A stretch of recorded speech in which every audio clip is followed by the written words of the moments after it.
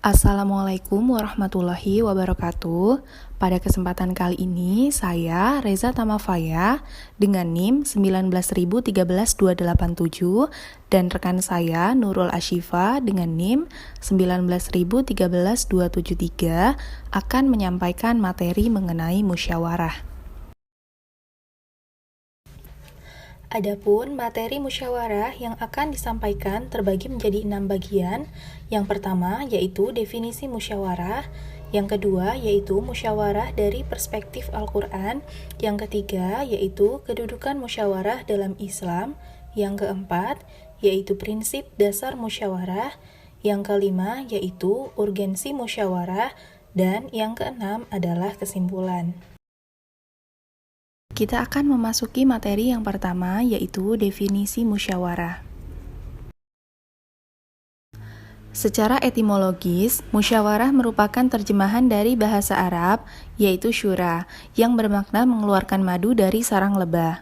Musyawarah, dalam konteks terminologisnya, terjadi perbedaan pandangan dalam mendefinisikannya. Lewis mengatakan, syura adalah majelis yang dibentuk untuk memperdengarkan saran dan ide sebagaimana mestinya. Musyawarah dalam konteks bahasa Indonesia mengandung makna mengemukakan pendapat untuk menyelesaikan masalah secara bersama-sama. Tidak saja yang berkaitan dengan masalah kenegaraan, tetapi juga masalah lain seperti rumah tangga, keluarga, dan lain sebagainya. Lalu, materi yang kedua yaitu musyawarah dari perspektif Al-Quran. Dalam Quran surat Asy-Syura ayat 38 yang berbunyi, وَالَّذِينَ اسْتَجَابُوا لِرَبِّهِمْ وَأَقَامُوا الصَّلَاةَ وَأَمْرُهُمْ شُورَى بَيْنَهُمْ وَمِمَّا رَزَقْنَاهُمْ يُنْفِقُونَ, yang artinya, dan bagi orang-orang yang menerima atau mematuhi seruan Tuhan dan melaksanakan sholat, sedang urusan mereka diputuskan dengan musyawarah antara mereka, dan mereka menginfakkan sebagian dari rezeki yang kami berikan kepada mereka. Ayat ini turun sebagai pujian kepada kelompok Muslim Madinah, yaitu kaum Anshor, yang bersedia membela Nabi Muhammad SAW dan menyepakati hal tersebut melalui musyawarah yang mereka lakukan di rumah Abu Ayyub Al-Ansori. Walaupun demikian, ayat tersebut berlaku umum terhadap setiap kelompok masyarakat yang melakukan musyawarah. Selanjutnya, dalam Quran surat Al-Baqarah ayat 233 yang berbunyi, وَالْوَالِدَاتُ يُرْضِعْنَ أَوْلَادَهُنَّ حَوْلَيْنِ كَامِلَيْنِ لِمَنْ أَرَادَ أَنْ يُتِمَّ الرَّضَاعَةَ وَعَلَى الْمَوْلُودِ لَهُ رِزْقُهُنَّ وَكِسْوَتُهُنَّ بِالْمَعْرُوفِ لَا تُكَلَّفُ نَفْسٌ إِلَّا وُسْعَهَا لا تضار والدة بولدها ولا مولود له بولده وعلى الوارث مثل ذلك فإن أراد قصالا عن تراد منهما وتشاور فلا جناح عليهما وَإِنْ أَرَدْتُمْ أَنْ تَسْتَرْضِعُوا أَوْلَادَكُمْ فَلَا جُنَاحَ عَلَيْكُمْ إِذَا سَلَّمْتُمْ مَا آتَيْتُمْ بِالْمَعْرُوفِ وَاتَّقُوا اللَّهَ وَاعْلَمُوا أَنَّ اللَّهَ بِمَا تَعْمَلُونَ بَصِيرٌ. Artinya, ibu-ibu hendaklah menyusui anak-anaknya selama 2 tahun penuh. Bagi yang ingin menyempurnakan penyusuan, kewajiban ayah menanggung makan dan pakaian mereka dengan cara yang patut. Seseorang tidak dibebani kecuali sesuai dengan kemampuannya. Janganlah seorang ibu dibuat menderita karena anaknya, dan jangan pula ayahnya dibuat menderita karena anaknya. Ahli waris pun seperti itu pula. Apabila keduanya ingin menyapi sebelum 2 tahun, berdasarkan persetujuan dan musyawarah antara keduanya, tidak ada dosa atas keduanya. Apabila kamu ingin menyusukan anakmu kepada orang lain, tidak ada dosa bagimu jika kamu memberikan pembayaran dengan cara yang patut.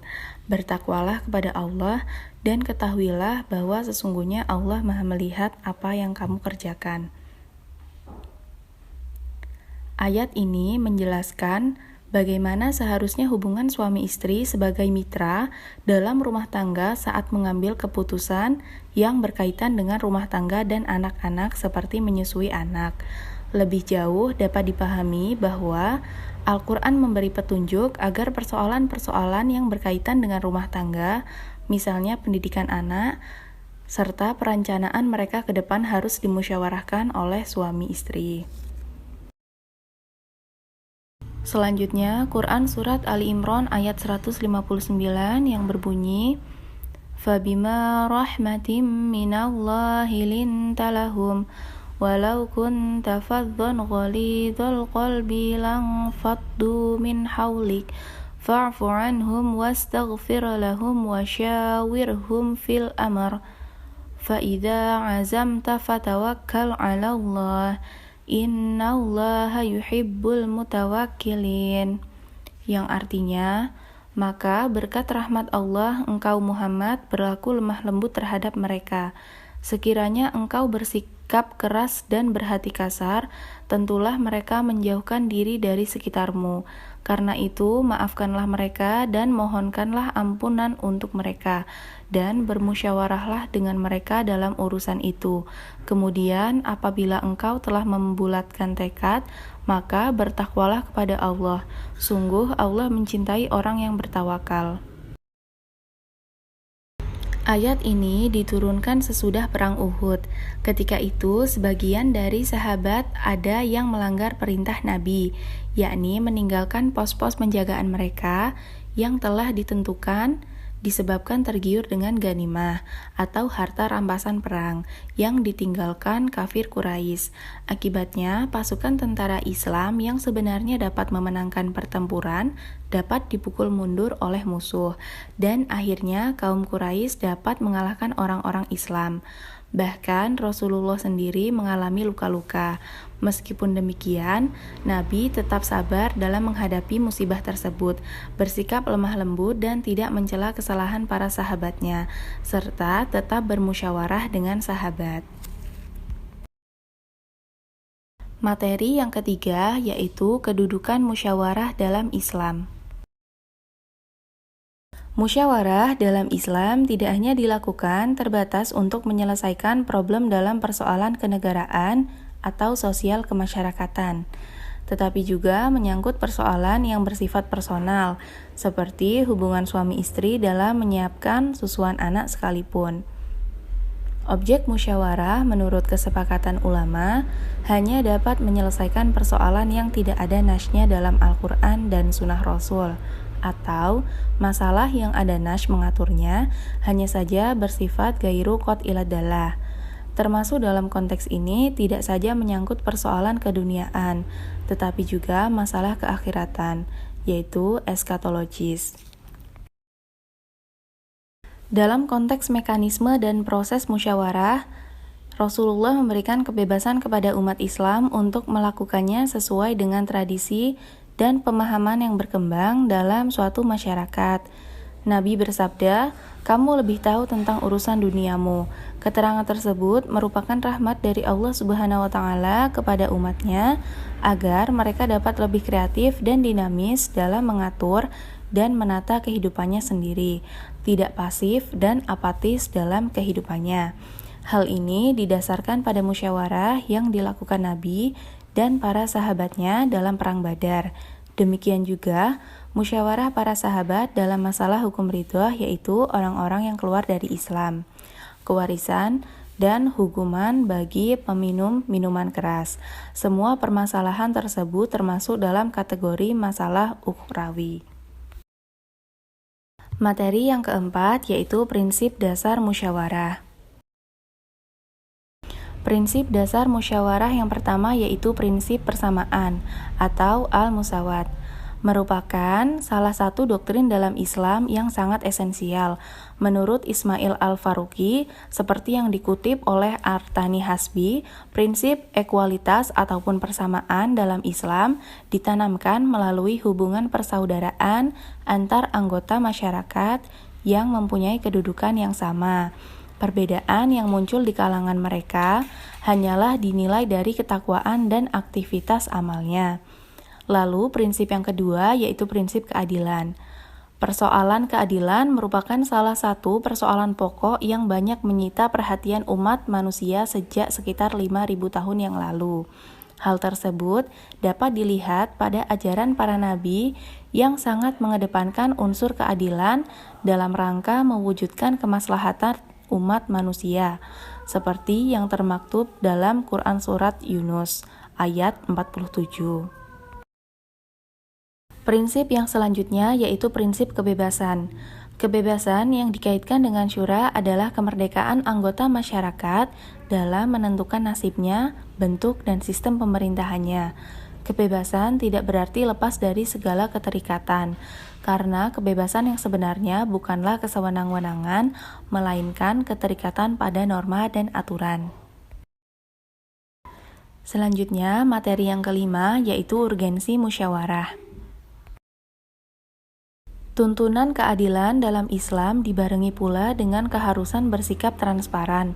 Untuk merealisasikan tujuan tersebut, dalam masyarakat diperlukan adanya kerjasama antara satu kelompok dengan lainnya. Tanpa adanya kerjasama dan saling pengertian antar sesama warga masyarakat, maka musyawarah tidak akan pernah tercapai. Perbedaan yang timbul dalam masyarakat adalah suatu hal yang alamiah. Bahkan Nabi sendiri pernah menegaskan bahwa perbedaan pendapat di kalangan umatnya merupakan suatu rahmat.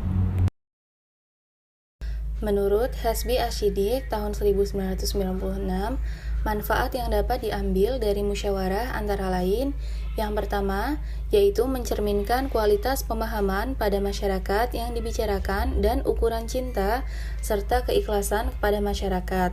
Lalu yang kedua, yaitu dapat mengambil apa yang tersembunyi dalam pikiran seseorang dan menghasilkan sebuah pendapat yang lebih cenderung kepada kebenaran. Lalu yang terakhir, yaitu dapat mewujudkan kesatuan hati untuk mewujudkan suatu hati. Selanjutnya, materi yang keenam yaitu kesimpulan. Salah satu ajaran Islam yang sangat esensial adalah musyawarah, karena dengannya manusia dapat menyelesaikan segala problema kehidupan secara baik dan bijaksana. Selain itu, dalam musyawarah akan lahir sifat-sifat terpuji seperti persaudaraan, persamaan, saling menghargai, tidak memaksakan kehendak sendiri, memahami dan mengakui pandangan orang lain walaupun terdapat perbedaan, yaitu sepakat dalam perbedaan. Demikian pemaparan materi yang dapat disampaikan. Lebih dan kurangnya saya mohon maaf. Saya ucapkan terima kasih. Wassalamualaikum warahmatullahi wabarakatuh.